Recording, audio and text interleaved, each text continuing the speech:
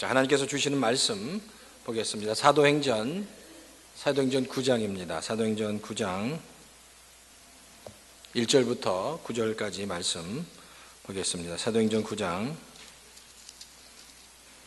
1절에서 9절까지 말씀입니다. 자, 사도행전 9장 1절에서 9절 우리 다 같이 한 절씩 교독하겠습니다. 사울은 여전히 주님의 제자들을 위협하면서 살기를 띠고 있었다. 그는 대제사장에게 가서 다마스커스에 있는 여러 회당으로 보내는 편지를 써달라고 하였다. 그는 그 도를 믿는 사람은 남자나 여자나 가리지 않고 닥치는 대로 묶어서 예루살렘으로 끌고 오려는 것이었다. 사울이 길을 가다가 다마스커스 가까이에 이르렀을 때 갑자기 하늘에서 환한 빛이 그를 둘러 비추었다. 그는 땅에 엎어졌다. 그리고 그는 사울아 사울아 내가 왜 나를 핍박하느냐 하는 음성을 들었다. 그래서 그가 주님 누구십니까? 하고 물으니 나는 내가 핍박하는 예수다. 일어나서 성 안으로 들어가거라. 내가 해야 할 일을 일러줄 사람이 있을 것이다 하는 음성이 들려왔다. 그와 동행하는 사람들은 소리는 들었으나 아무도 보이지는 않았으므로 말을 못하고 멍하게 서 있었다. 사울은 땅에서 일어나서 눈을 떴으나 아무것도 볼 수 없었다. 그래서 사람들이 그의 손을 끌고 다마스커스로 데려가왔다. 그는 사흘 동안 앞을 보지 못하는 상태에서 먹지도 않고 마시지도 않았다. 아멘. 자, 잠깐 기도하겠습니다. 하나님, 오늘 이 아침에 함께해 주시고 하나님의 말씀을 받을 때 하나님의 귀한 은혜가 우리 안에 충만하게 채워지는 역사가 있게 해 주시옵소서. 하나님, 우리 열바인 열린교회 이 자리에 정말 믿음의 사람들이 많이 가득 찰 수 있도록 하나님 함께 하시고 하나님 영혼들을 구원하고 세우는 역사가 우리 가운데 있도록 주여 도와 주시옵소서. 감사를 드리고 이 모든 말씀 예수님의 이름으로 간절히 기도합니다. 아멘. 자, 우리 다 같이 한번 성경책을 붙잡으시고 한번 다 같이 크게 외치겠습니다. 준비되셨죠? 자, 시작. 주의 말씀은 내 발의 등불이요 내 길에 비칩니다. 주의 말씀은 내 삶을 변화시킵니다. 나는 축복의 통로입니다. 오늘도 말씀하여 주십시오. 주의 말씀에 내 마음의 문을 엽니다. 듣고 깨닫고 말씀대로 살겠습니다. 아멘. 아멘. 말씀대로 살고 승리하시는 우리 성도님 다 되시기를 축원합니다. 자, 오늘 사울의 회개라는 제목으로 같이 말씀을 좀 나누도록 하겠습니다. 60이 넘은 노 부부가 성격 차이로 이혼을 했습니다.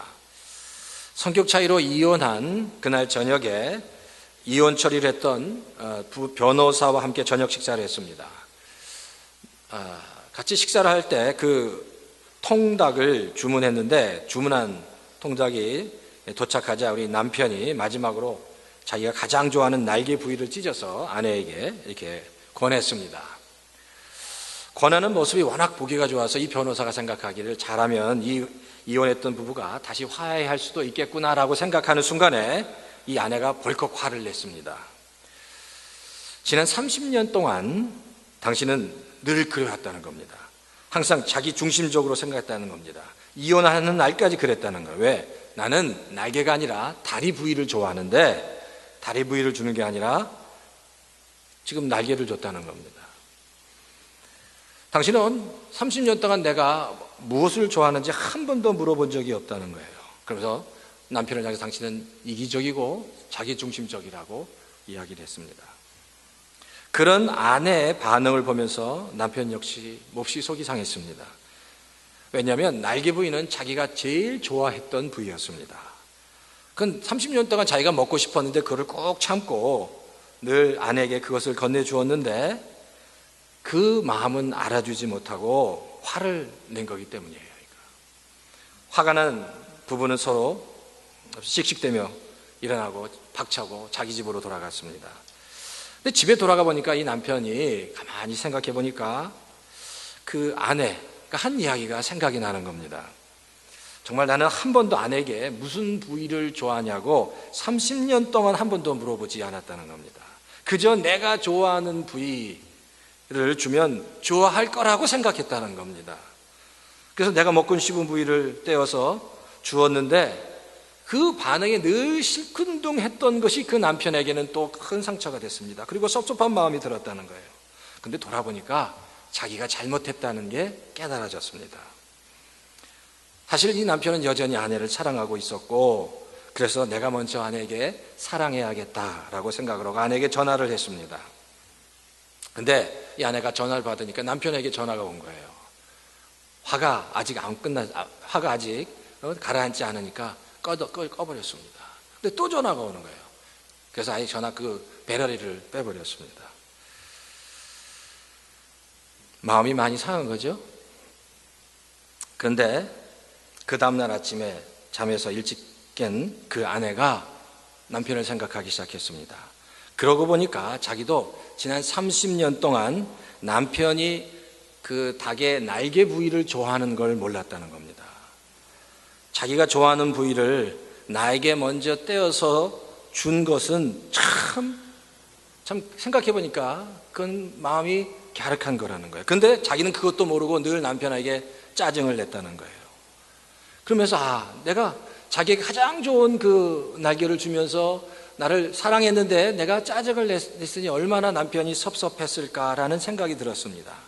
그래서 여전히 이 아내에게도 남편을 사랑하는 마음이 있어서 내가 늦었지만 그래도 사과를 해야겠다라고 생각하고 남편에게 전화를 했습니다.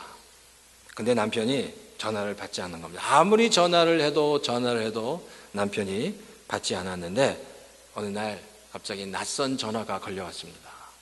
근데 그 전화를 받아보니까 바로 자기의 전 남편이 죽었다는 소식이었습니다.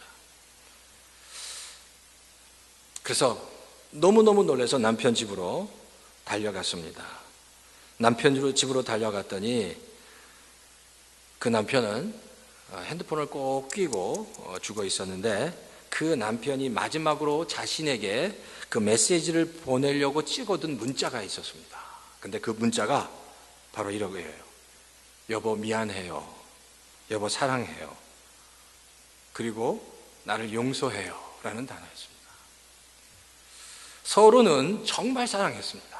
근데 비극이 어디서부터 왔냐면 서로를 사랑했지만 서로의 마음을 알지 못했습니다. 서로 이해하지 못한 겁니다. 서로의 마음을 헤아려 주지 못한 겁니다. 상대방을, 그 상대방의 마음과 그 심장을 이해하지 못했다는 겁니다. 그게 바로 이 부부의 비극이었습니다.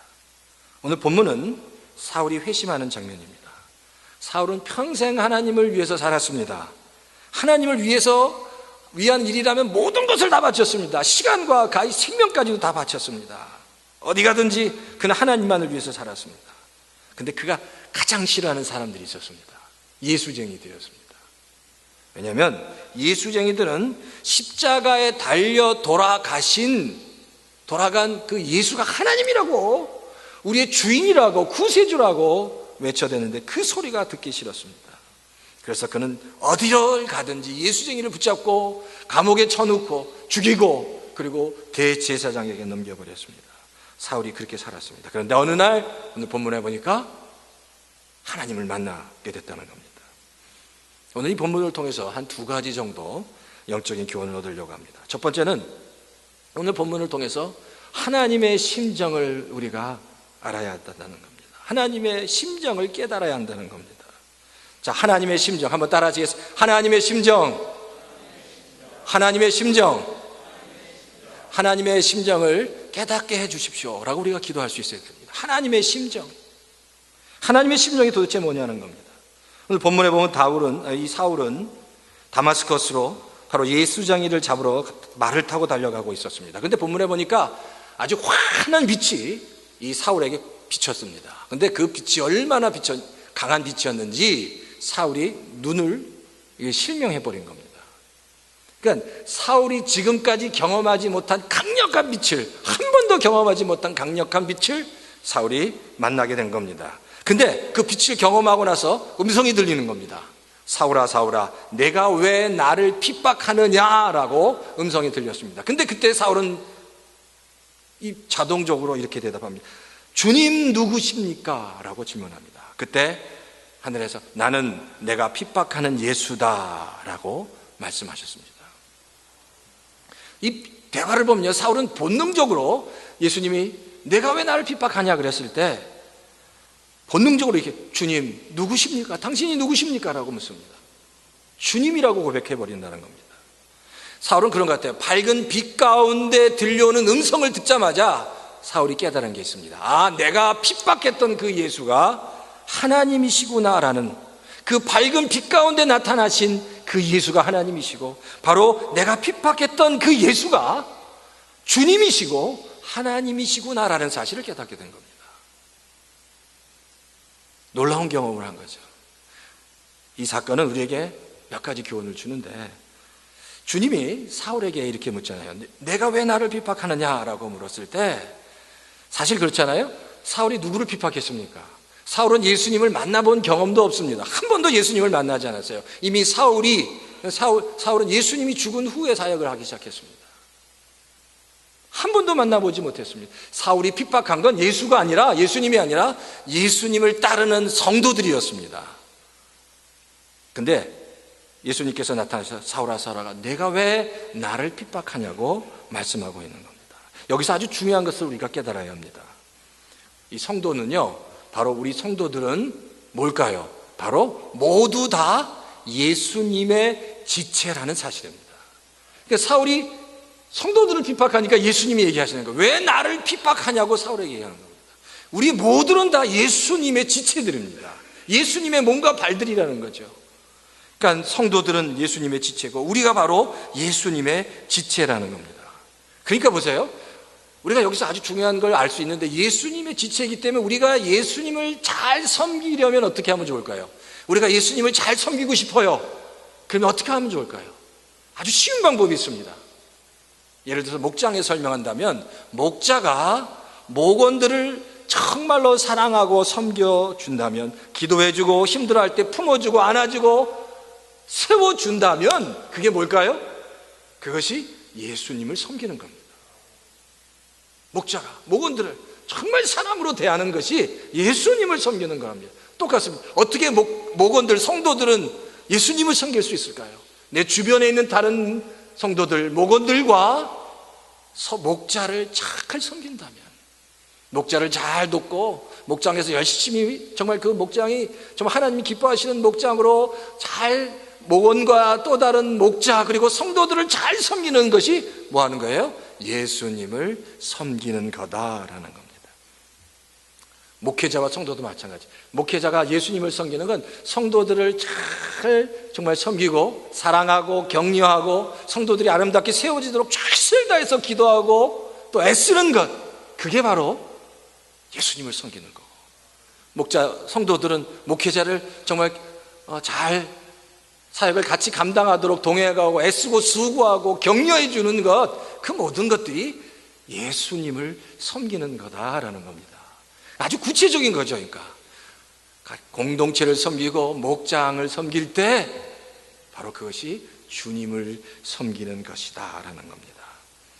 그렇잖아요. 그러니까 성도가 또 다른 성도를 사랑하지 못하고 미워하면서 주님을 섬길 수 없다고, 주님을 사랑할 수 없다는 겁니다.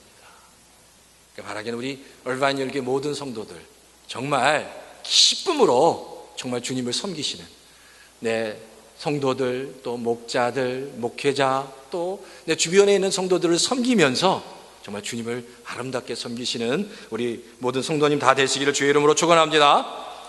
또 한 가지는요, 바울은 하나님을 위해서 정말 열심히 사람이었습니다. 자기의 인생을 걸고 하나님을 섬겼습니다. 시간과 물질과 생명을 다 바쳐서 하나님을 섬겼던 사람입니다. 이렇게 그 예수쟁이들을 핍박하는 것이, 이거는 하나님을 위해서 자기가 최선을 다하고 하나님께서 정말 기뻐하는 일이라고 그는 늘 생각하고 그 일을 감당했습니다. 그런데 이거는 뭐예요? 사울의 큰 착각이었습니다. 그 착각이죠. 예수쟁이들을 잡으러 다니는 것이 오히려 주님을 핍박하는 것이고 하나님을 거역하고 있다는 것을 그가 몰랐다는 겁니다. 근데 사울은 큰 착각 속에서 자기가 뭘 잘못하고 있는지도 모르고 그것이 잘못된지도 모르고 그 잘못된 일에 뭐 했어요? 목숨을 걸고 했습니다. 시간을 다 바쳤습니다. 최선을 다해서 자신은 하나님을 섬긴다고 생각했는데 그는 하나님의 마음과 심정을 깨닫지 못했습니다. 하나님의 마음과 심정이 뭔지 알지 못했다는 겁니다. 우리가 신앙생활 할 때도 꼭 그럴 수 있습니다. 신앙생활 할 때 정말로 하나님의 마음을 알지 못하고 우리가 평생 내 방식대로 내가 하고 싶은 대로 하나님을 섬길 수 있다는 겁니다. 하나님의 심정과 하나님의 마음도 모르고 내 방식대로 내가 하고 싶은 대로 하나님을 섬기다가 하나님 앞에 갈 수 있다는 거예요. 그러다 하나님 앞에 갔을 때 깜짝 놀라겠죠. 내가 평생 이렇게 잘못 살았구나. 내가 평생 하나님의 뜻과 상관없이 내 뜻대로 살았구나라고 하나님 앞에 섰을 때 그렇게 후회할 수도 있다는 겁니다. 성경에 보면 바리새인들이 그랬습니다. 바리새인들이 아주 큰 착각을 했습니다. 그들은 정말 늘 착한 일을 했습니다. 의로운 일을 했습니다. 말씀대로 살았습니다. 율법대로 살려고 애썼습니다. 자신이 하는 일이 하나님이 가장 기뻐하시는 일이라고 생각을 하면서 살았습니다. 그러니까 최선을 다했습니다. 근데 바리새인들이 잘못한 게 뭔지 아세요? 바리새인들은 그렇게 자기가 최선을 다해서 말씀대로 살고 하나님을 사랑하며 살았지만 바리새인들이 잘못한 한 가지, 하나님의 마음과 심정이 무엇인지 헤아리지 못했다는 겁니다. 자기는 나름대로 열심히 살았지만 하나님의 마음이 어떤지 몰랐습니다. 하나님의 심정을 그들은 깨닫지 못했다는 겁니다. 그들은 스스로 이렇게 기도했었습니다. 누가복음 18장 11절에 보면 성경이 이렇게 말씀하고 있어. 바리새인들은 서로 기도하여 이르되 하나님이여, 나는 다른 사람들의 것을 탐내지도 않았고 불의를 행하지도 않았고 간음하지도 않았습니다. 저 세리와 같이 그렇게 악하게 살지 않았습니다. 나는 일주일에 2번씩 금식을 했고요, 내 소득의 11조를 늘 하나님께 드렸습니다 라고 기도해요. 근데 이렇게 기도했는데 주님 뭐라고 얘기하시는 줄 아세요? 그 기도한 바리새인들에게 이렇게 책망해요. 독사의 자식아 라고 얘기합니다. 자기는 그렇게 열심히 살았는데 그 주님의 반응이 그겁니다. 독사의 자식이라고 얘기합니다. 너에게 임박한 진노를 네가 과연 피할 수 있느냐라고 더 무서운 얘기까지 하십니다. 이유가 뭐예요? 바리새인들은 최선을 다해서 자신은 열심을 다해서 살았지만 뭘 몰랐다는 겁니까? 하나님의 심정을 모르는 거예요. 하나님의 마음을 알지 못했다는 거예요. 이기적인 사람과 자기 중심적인 사람의 차이가 뭔지 아십니까? 좀 비슷해 보이죠? 이기적인 사람 그리고 자기 중심적인 사람. 이기적인 사람을 영어로 얘기하면요, selfish라고 해요. selfish한 사람, 이기적인 겁니다. 자기 중심적인 건 self-centered person 이렇게 얘기할 수 있겠죠. selfish한 것과 자기 중심적인 사람은 self-centered person이라고 얘기할 수 있습니다. 근데 이 둘의 차이가 있다는 겁니다. 제가 초콜릿 케이크를 가지고 한번 설명을 해드릴게요. 이기적인 사람은 만약 초콜릿 케이크 있다면 이런 생각을 갖는 겁니다. 나 혼자 먹고 싶은 겁니다. 다른 사람에게 주고 싶지 않은 겁니다. 내가 나 혼자 먹겠다는 거, 얘기도 꺼내지 않고요, 있다는 것도 꺼내지 않고 나 혼자 숨어서 나 혼자 먹는 사람을 이기적인 사람이라고 얘기할 수 있습니다. 근데 자기중심적인 사람은요, 초콜릿 케이크 있어요? 그러면 혼자 먹지는 않고요, 다른 사람과 나누어 먹어야 된다는 걸 압니다. 그리고 나누어 먹습니다. 여기까지 보면 이기적인 사람과 그 자기중심적인 사람의 아주 정반대인 것 같습니다. 그런데 자기중심적인 사람은 바로 이런 사람입니다. 다른 사람이 좋아하든 싫어하든 상대방과 나눈다는 겁니다. 바로 이거예요. 상대방이 초콜릿을 싫어할 수도 있잖아요. 알러지가 있을 수도 있고 아주 초콜릿 케이크를 싫어할 수도 있는데 그런 것과 상관없이 그는 이 초콜릿 케이크를 다른 사람과 나누어 먹어야겠다고 생각하면 같이 나누는 겁니다. 상대방의 마음과 그 환경을 고려하지 않고 그냥 나눈다는 겁니다. 어떻게 보면 그래요. 그러니까 상대방의 생각 그냥 줘야 된다고 생각하는 겁니다. 그 사람이 싫어하든 어떻든 간에. 그러니까 어떻게 보면 이기적인 사람보다 자기중심적인 사람이 관계에 더 큰 문제가 생길 수 있습니다. 왜? 주변에 있는 사람에게 더 큰 부담을 줄 수도 있다는 겁니다. 왜? 다른 주변에 있는 사람을 그 마음과 심정을 이해하지 못하기 때문이다라는 겁니다. 많은 크리스찬들이 그렇게 살아갑니다. 하나님의 마음과 뜻을 헤아리지 않고 살피지 않고 자기 방식대로 살아갑니다. 내가 하고 싶은 대로, 내가 원하는 대로 살아갑니다. 그러면서 나는 큰 문제가 없어 라고 생각합니다. 나는 잘 살고 있어. 하나님 기뻐하시는 삶을 살 수 있어. 하나님의 마음과 상관없이 내가 살아가면서 그렇게 고백하며 살아갑니다. 기뻐하며 살아갑니다. 근데 때때로 하나님과 상관없이 내가 아무리 열심히 살아도 하나님은 그런 성도들의 모습을 보면서 슬퍼하실 수 있다는 걸 알아야 됩니다. 하나님의 마음이 무엇인지 우리가 알아야 한다는 겁니다. 하나님이 뭘 기뻐하시는 줄 아십니까? 하나님께서 정말 기뻐하시는 것, 하나님의 그 마음 중심에 있는 것, 하나님이 가장 기뻐하시는 것, 그 한 가지를 들라고 하면 뭘까요? 하나님께서 기뻐하시는 것은 영혼을 구원하는 것과 한 생명을 세우는 겁니다. 한 생명을 구원하는 것과 한 생명을 세워가는 것, 그게 하나님이 가장 기뻐하시는 겁니다. 제가 세미나에 참석해 보니까 참 목사님들이 이를 위해서 정말 애쓰는 목사님들을 만나고 큰 도전을 받았습니다. 사실 그래요. 우리가 예배를 왜 드리죠? 모든 영혼들이 하나님 앞에서 건강하게 세워지기 위함입니다. 하나님을 만나서 다시 영적으로 회복되기 위함입니다. 우리가 찬양을 왜 합니까? 기도를 왜 합니까? 우리가 목장 모임을 왜 합니까? 우리 영혼들이 다시 새롭게 세워지기 위해서라는 겁니다. 그러니까 하나님의 관심은 영혼이 있다는 거예요. 그 영혼이 회복되고 영혼을 구원하고 영혼을 세우는 일이 하나님의 관심이라는 겁니다. 그러니까 우리가 하는 모든 일이 우리의 관심사도 거기에 있어야 된다는 거예요. 영혼을 건강하게 세우고 영혼을 구원하는 일, 영혼을 건강하게 세우는 일이 우리의 일의 중심에 있어야 한다는 겁니다. 이게 하나님께서 기뻐하시는 겁니다. 제가 이번 컨퍼런스에 참석했을 때 많은 사례와 간증을 들었습니다. 근데 한 목사님이 이런 간증을 하는 걸 제가 들었습니다. 휴스턴에서 공부를 많이 했고요, 보스턴에 가서 그 메디컬 사이언스를 공부하셨대요. 보니까 메디컬 사이언스가 지금 제일 잘 나가는 이제 졸업하면 제일 잘 나가는 잡을 갖는 데랍니다. 그리고 거기 이제 PhD를 공부하고 있는데 보스턴에서요. 그러니까 뭐 보스턴에 있는 학교 중에서 PhD로 메디컬 사이언스를 공부하고 있으니까 뭐 거기서 졸업하면 정말 잘 살겠죠. 그러니까 그리고 세상적으로 한마디로 출세 가도를 달리는 겁니다. 그런데 희한하게 하나님이 계속 그분을 콜링하시는 거예요. 그러니까 계속해서 처음에는 거부했는데 계속해서 콜링하는데 그것을 거부할 수 없는 거예요. 그러니까 그 메디컬 사이언스를 졸업하고 이제 회사 나가서 직장을 잡게 되면 세상에서 제일 정말 잘 나가는 잡을 가지고 제일 잘 살 수 있는데 하나님께서 계속해서 콜링하시는 것을 뿌리칠 수가 없었습니다. 그래서 그분이 이제 목회자가 된 거예요. 근데 목회자가 되면 잘 돼야 되는 거 아니에요? 교회가 막 부흥하고 잘 돼야 되는데 그렇지 않은 거예요. 교회는 여전히 작은 교회였습니다. 그렇게 쉽지 않은 사역을 그분이 감당해야 했다는 겁니다. 그런데 제가 그분 그 간증을 들어보니까 그렇게 힘들고 어려운데 그럼에도 불구하고 하나님의 말씀에 순종함으로 그 작은 교회를 섬기는데 지금까지 경험하지 못한 놀라운 하나님의 은혜가, 하나님의 그 섭리가, 하나님의 사랑을 경험하는 겁니다. 밖에서 보면 아니 저렇게 잘 나가던 분이 갑자기 다 내려놓고 목회자가 돼서 그렇게 힘들게 살아가는 것 같지만 때때로 자기도 그런 생각이 안 드는 건 아니지만 그 하나님의 말씀에 순종하고 그 음성 따라 살아가는데 그 안에 감당할 수 없는 기쁨과 은혜가 있더라는 겁니다. 왜?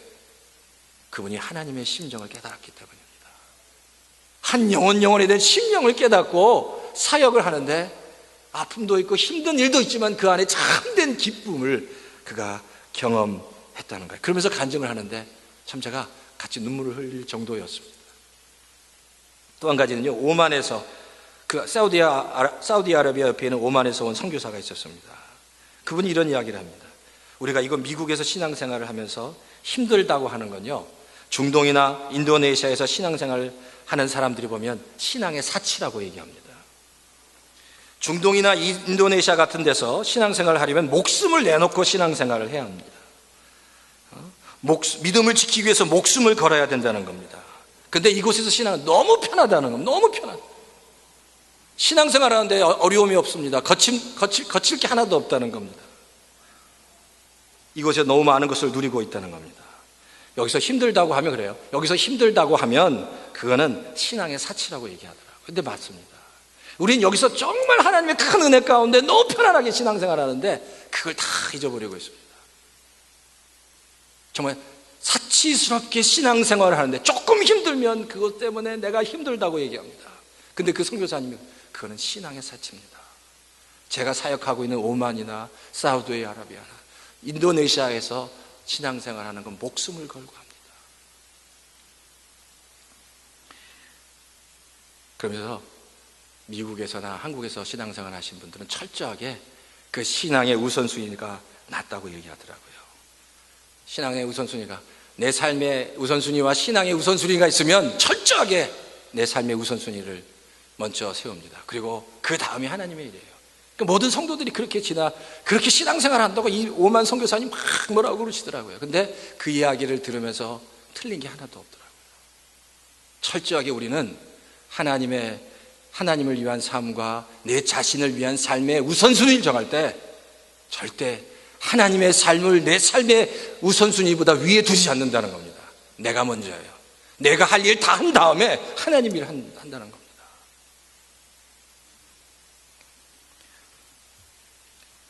오클라호마 그리고 미시간 북쪽에서 목회하시는 목사님과도 대화를 나눴습니다. 이야기를 하는데 오클라호마나 미시간 북쪽에서 사역하시는 목사님들 그런 얘기 하더라고요. 자기의 그 사역하는 데는 한국 사람이 아예 없답니다. 오클라호마 한복판에 띄엄띄엄 한 분 있답니다. 그런데 참 놀라운 건 띄엄띄엄 한국 사람이 한 분 있는데 그래도 불구하고 끊임없이 영혼 구원을 위해서, 영혼을 세우기 위해서, 영혼을 구원하기 위해서 사역하다 보면 그 띄엄띄엄 있는데 하나님이 보내주신다는 겁니다. 전도할 사람을 보내주시고 복음을 전할 사람을 보내주신다는 거예요. 제가 그 목사님들 앞에서 우리 교회 상황을 얘기할 수, 우리는 그러잖아요. 얼바에는 워낙 사람들이 물질적으로 풍요해서 뭐 저녁 식사를 한다고 오지 않습니다. 다 핑계를 대는데 그 목사님들 앞에서 제가 어떤 핑계도 댈 수 없더라고요. 그러니까 이미 하나님은 우리에게 너무 많은 것들을 주셨습니다. 그런데 다 핑계를 대는 겁니다. 난 이래서 못하고 저래서 못하고 다 핑계를 대는 거예요. 그러니까 근데 제가 거기 가봤더니 우리 교회와 비교할 수 없는 열악한 상황에서 영혼 구원을 위해서, 영혼을 세우기 위해서 정말 처절하게 애쓰고 수고하는 목회자들이 너무 많다는 겁니다. 그러니까 제가 제 자신을 돌아보면서 반성했다. 하나님, 제가 제 스스로도 하나님, 정말 하나님께 그 사역에 올인하지 못하고 핑계를 댔습니다.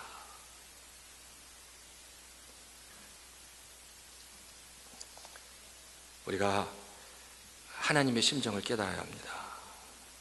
우리를 향한 하나님의 마음이 어떤지 생각해야 합니다. 하나님의 심정을 깨닫게 되면 그 하나님의 그 나를 향한 말씀, 음성을 깨닫게 되면 우리가 정말 그 일을 기쁨으로 감당할 수 있습니다. 나중에 하나님 앞에 섰을 때 기쁨으로 갈 수 있다는 거죠. 하나님의 심정을 깨닫지 못하고 이 땅에서 열심히 살아와도 나중에 하나님 앞에 갔을 때 깨닫지 못하면 내가 잘못 살았구나 라고 이야기할 수 있는데 정말 그게 아니라 하나님의 심정을 깨닫고 정말 승리하는, 정말 기쁨으로 이 땅에서 승리하시는 우리 성도님 다 되시기를 주의 이름으로 축원합니다. 자, 그래서 하나님의 심정을 깨닫는 세 가지 방법만 먼저 간단하게 말씀드리겠습니다. 먼저 말씀 묵상을 통해서 하나님의 음성을 듣는 겁니다. 두 번째는 기도 가운데 하나님의 인도하심을 받는 겁니다. 세 번째는 내가 하나님이 나에게 주신 사명을 확인하고 그 사명을 감당하며 살아가는 것이 하나님의 심정을 깨닫는 겁니다. 하나님의 정말 심정을 깨닫고 마음을 깨닫고 이 땅을 사랑하면서 정말 승리하시는 우리 모든 성도님 다 되시기를 주의 이름으로 축원합니다. 두 번째는요, 고난을 통해서 고난보다 더 큰 하나님을 경험해야 한다는 겁니다.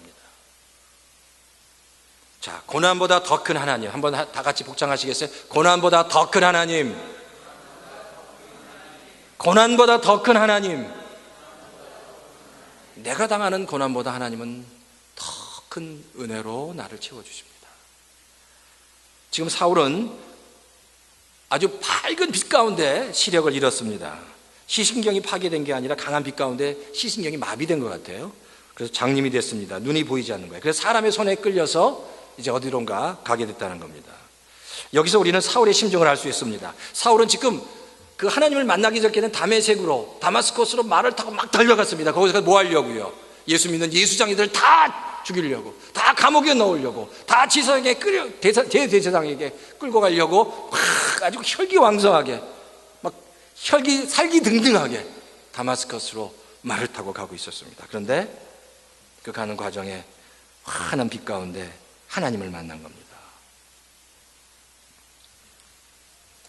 그래서 눈이 보이지 않는 아주 비참한 상태가 돼버린 겁니다. 아무것도 볼 수 없는, 아무것도 할 수 없는 상태가 돼버렸다는 겁니다.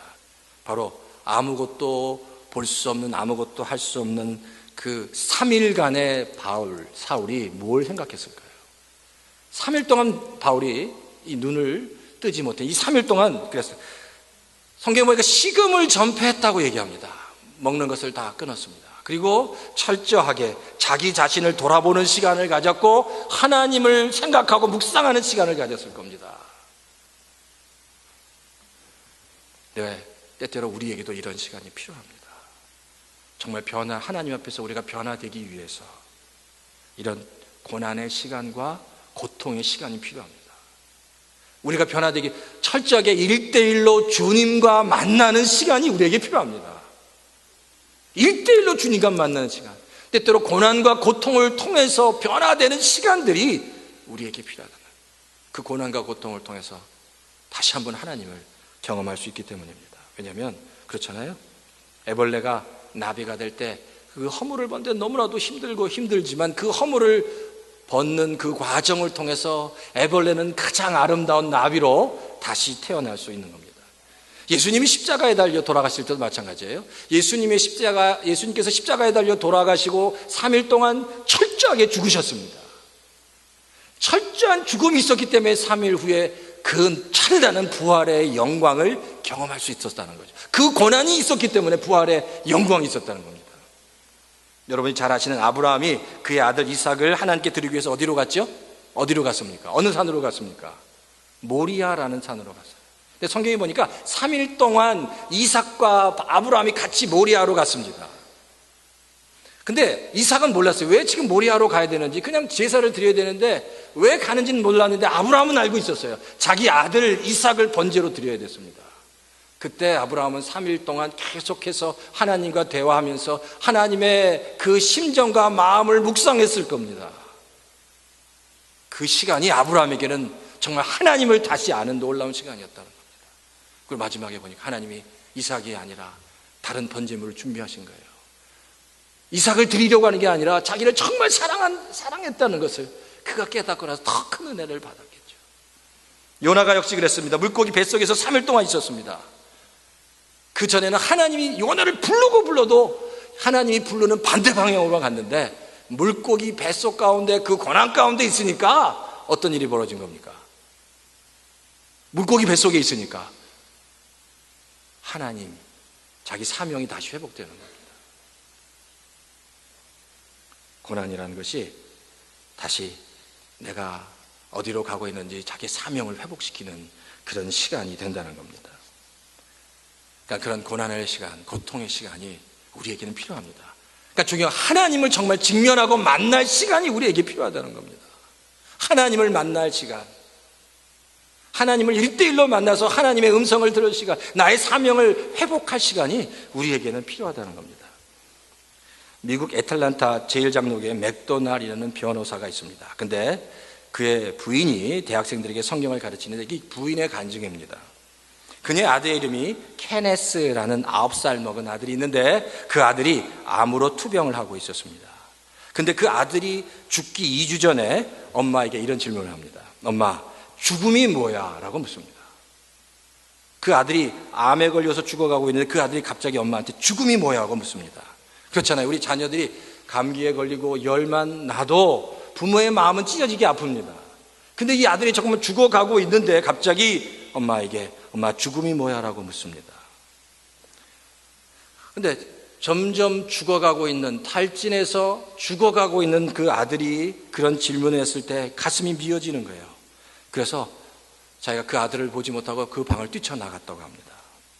그리고 나가서 이렇게 기도했습니다. 하나님, 저에게 평안을 주십시오. 저에게 은혜를 주십시오. 라고 기도하니까 하나님이 바로 이 말씀, 아무것도 염려하지 말고 오직 모든 일에 기도와 간구로 너희 구할 것을 감사함으로 하나님께 아뢰라. 그리하면 모든 지각에 뛰어난 하나님의 평강이 그리스도 안에서 내 마음과 생각을 지키시리라고 말씀을 주셨다는 거예요. 이 말씀을 받고 하나님께 계속 기도해. 하나님, 제 마음 가운데 평안을 주시고 제 마음 가운데 지혜를 주십시오. 제 아들 케네스가 제 인생에 있어서 가장 어려운 질문을 합니다. 이 질문을 어떻게 대답해야 합니까? 지혜를 주십시오라고 계속 기도했습니다. 그리고 아이에게 돌아갔다는 겁니다. 그러면서 그 엄마가 다시, 케네스야, 엄마에게 뭐라고 물어봤지? 라고 다시 천연덕스럽게 물었습니다. 그러니까 엄마, 죽음이 뭐예요? 라고 묻다라는 겁니다. 그래서 그 엄마는 그 아들 케네스에게 이렇게 대답을 했습니다. 얘야, 내가 어느 날 축구를 하고 너무 피곤해서 엄마 방에서 그냥 쓰러져 잔 적이 있지 않니? 그런데 그 다음에 어디에서 눈을 떴지? 라고 물었습니다. 그때 그 아들이 2층 제 방이에요. 잠옷으로 잘 갈아 입혀져서 말이에요. 누가 그랬을까? 힘센 아빠가 날 안아 옮겨주셨겠죠. 케네스야, 잘 들어라. 하나님의 자녀에겐 죽음이 바로 이런 거란다. 이 세상에서 눈을 감으면 내 아빠보다 더 힘센 팔을 가진 하나님 아버지께서 영원한 천국에서 눈을 뜨게 해주시는 것이 바로 죽음이란다. 그러면서 맥도날드 부인은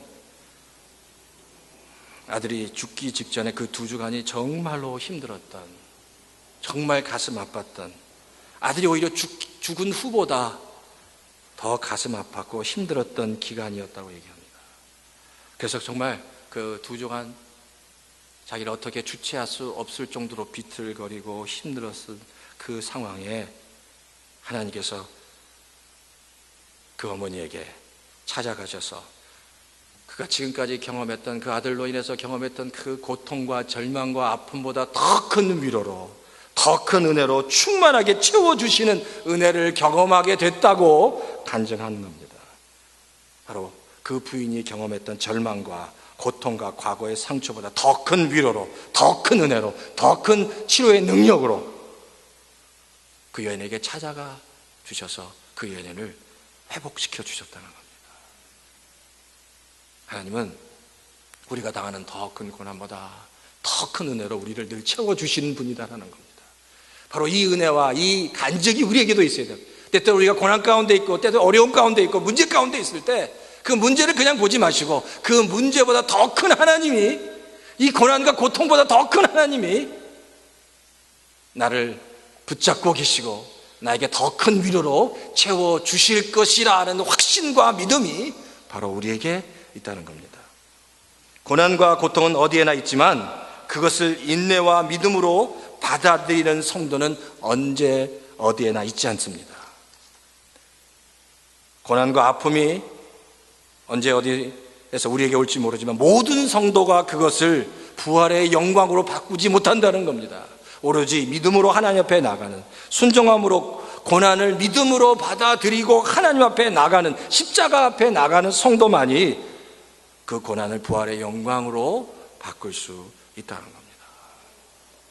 우리 얼바인 열개 성도 여러분, 우리의 삶 가운데 많은 문제가 있습니다. 그리고 여전히 그래요. 선교사님들이 보기에 정말 인도네시아나 저기 그곳에 사는 성도들이 보기에 이곳에 사는 건 아무것도 아니라고 얘기할지 모르지만 우리는 이 땅에서 정말 처절하게 힘들게 신앙생활을 할 때가 있잖아요. 그런데 그때 우리가 붙잡아야 될 것, 내가 겪는 어떤 어려움보다도 더 큰 하나님께서, 더 위로가 풍성하신 하나님께서 그 모든 문제와 걱정과 고난은 그 하나님을 보고 따라갈 때, 믿음으로 그 하나님을 붙잡고 나아갈 때 넘치는 은혜로 채워주신다는 겁니다. 우리가 그러니까 중요한 건 주님을 만나야 됩니다. 하나님의 심정을 이해해야 합니다. 나를 향한 하나님의 심정, 그 마음을 깨달을 수 있어야 된다는 겁니다. 우리의 삶 가운데 정말 믿음으로 인내하시고 연단함으로 정말 하나님의 더 큰 은혜를 경험하는 그런 역사가 있는 우리 성도님 다 되시기를 주의 이름으로 축원합니다. 자, 말씀을 이제 몇 개인데 두 가지입니다. 두 가지. 첫 번째가 뭐라고요? 하나님의 심정을 이해하는 겁니다. 하나님의 심정을 이해하자. 하나님의 마음을 먼저 이해하자. 하나님의 마음을 먼저 이해하자. 나를 향하는 하나님의 그 마음이 뭔지 이해하자. 두 번째, 고난보다, 고통보다 더 큰 하나님의 은혜가 항상 나에게 있다는 것. 내가 당하는 고통과 고난보다, 문제보다 더 큰 하나님이 나와 늘 동행하신다는 것. 그리고 그 하나님 붙잡고 승리하자는 겁니다. 이런 역사가 있는 우리 열바인 연인교회 성도들 다 되시기를 주의 이름으로 축원합니다. 아멘. 자, 이 시간 한번 잠깐 기도하도록 하겠습니다. 하나님 아버지, 우리 가운데 함께해 주십시오. 우리가 정말 하나님의 마음을 이해하기 원합니다. 그 심정을 깨닫기 원합니다. 하나님의 심정을 깨닫기 원합니다. 하나님 붙잡아 주십시오. 하나님과 상관없이 내 생각대로 신앙생활 하는 게 아니라 하나님의 마음을 깨닫게, 하나님의 심정을 깨닫는 성도가 되기 원합니다. 하나님, 정말 하나님 역사해 주십시오. 우리의 마음을 열어 주십시오. 하나님, 정말 나만을 생각하는 이기적인 성도가 아니라, 자기 중심적인 성도가 아니라 하나님의 심정을 아는, 하나님의 마음을 헤아리는 정말 그런 자녀가 다 되게 도와 주시옵소서. 주님이 말씀하시면 그 말씀에 순종하기 원합니다. 주님께서 가라고 하시면 가기 원합니다. 하나님, 말씀해 주십시오. 내가 듣겠습니다. 내 귀를 열어 하나님의 그 음성을, 하나님의 그 마음을 헤아리기 원합니다. 주여 붙잡아 주시옵소서. 주여 역사해 주시옵소서. 바울을 만나 주신 것 같이, 그 바울을 만나 주신 것 같이, 바울이 하나님의 심정을 깨닫고 그가 변한 것 같이, 하나님, 우리도 바울처럼 변하기 원합니다. 하나님의 심정을 깨닫기 원합니다. 주여 붙잡아 주시옵소서. 역사해 주시옵소서. 주여 역사해 주시옵소서. 때때로 하나님, 더 큰 고난을 통해서도 주님을 만나기 원합니다. 하나님 아버지, 문제 가운데, 고난 가운데 하나님, 더 큰 하나님을 만나기 원합니다. 하나님 역사해 주시옵소서. 하나님 역사해 주시옵소서. 은혜로 채워 주시옵소서. 하나님의 은혜로 충만하게 채워 주시옵소서. 주여 믿습니다. 주여 하나님 아버지, 주여 하나님 아버지, 주여 하나님 아버지,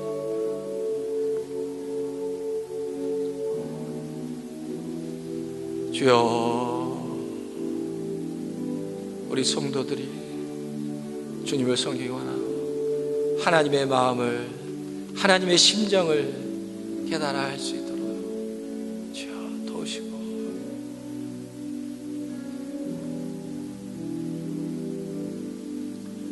주여 하나님 찾아와 주시옵소서. 찾아와 주시옵소서. 하나님 그 심령을 만져 주시옵소서. 하나님과 마음이 통하게 해 주시옵소서. 하나님과 마음이 통하게 해 주시옵소서. 하나님과 마음이 통하게 해 주시옵소서. 하나님의 마음이 무엇인지 깨닫게 하시고, 내 마음과 하나님의 마음이 통할 수 있도록, 하나님의 음성이 들릴 수 있도록, 하나님의 그 마음이 깨달아질 수 있도록 주여 우리 성도들의 마음을 열어 주시옵소서. 주여 하나님, 하나님의 마음이 깨달아질 때 우리가 변화되는 줄 믿습니다. 하나님의 마음이 깨달아질 때 그 안에 놀라운 기쁨이 있는 줄 믿습니다. 감격이 있는 줄 믿습니다. 하나님의 마음이 내 마음에 깨달아질 수 있도록, 내 마음이 하나님께 열려질 수 있도록 주여 도와 주시옵소서. 주여 역사해 주시옵소서. 내 마음을 열어 주시옵소서. 성도들의 마음을 열어 주시옵소서. 하나님의 마음을 보고 깨달을 수 있도록 주여 도와 주시옵소서.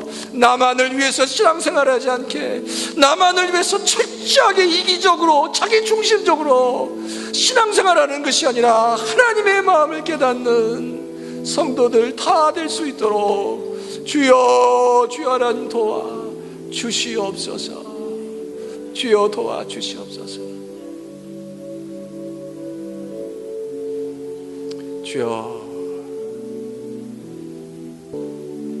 지금은 예수 그리스도의 그 크신 은혜와 하나님 아버지의 만극하고 그 극진하신 사랑하심과 성령님의 내주하심, 감동 역사하심, 말씀을 깨닫게 하심, 성령을 통해서 하나님의 심정을 깨닫게 해주시는 그 놀라운 은혜가 이 시간 하나님 앞에 나가기 원하고, 다시 한번 하나님의 심정을 깨닫기 원하고, 하나님과 마음이 통하기 원하는 우리 얼바인 열립교회 모든 성도들 머리 위에와 그 가정과 자녀 위에 이제로부터 영원히 함께 하시기를 축원하옵나이다. 아멘.